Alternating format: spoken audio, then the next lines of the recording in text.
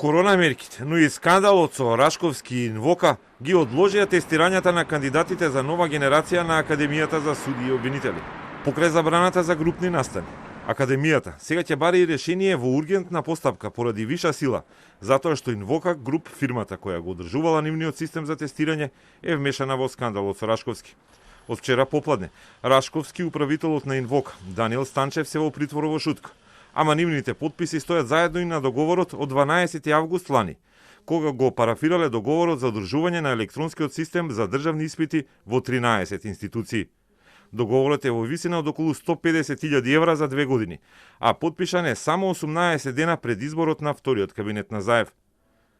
Преку договорот се обезбедува системско одржување за државни тестирања за лиценци во 6 министерства, меѓу кои се МВР и Правда, во Катастарот, во Инспекцијскиот совет, односно во сите државни инспекторати, во Царината, во Комисијата за хартија од вредност, во 2 агенции за супервизии и во Академијата за суди и обвинители.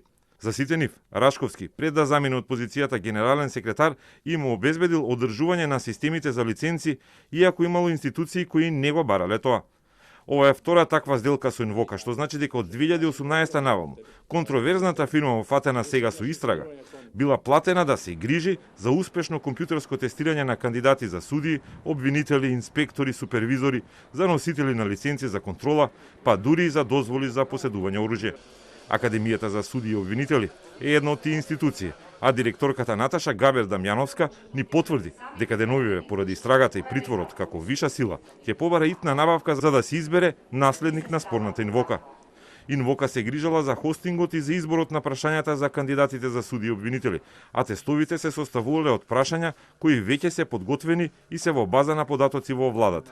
Океанот од прашања е многу поголем од бројот на прашања за тестирање, а софтверски се правил избор на определен процент прашања во определена судиско-правна област, ни објасни Габер.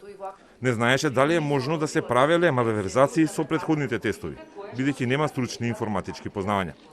Поради истрагата, но и поради ковид мерките, изборот на нови 97 кандидати ќе се одолжи, ни рече Габер. Од обвинителството за организиран криминал и корупција ни рекоа дека од Инвока се одземени само компјутери кои се навештачени, додека софтверот за тестирање не го заплениле за да не ги попречат државните тестирања. Во меѓувреме весникот Фокус пак објави дека Рашковски во повторен тендер со исфрлени критериуми за погодност на набавувачите, исто во август лани, склучил договор со ново формиран концерн со кој државата плаќа милиарда денари, односно 16,2 милиони евра за софтверски лиценци за државната администрација.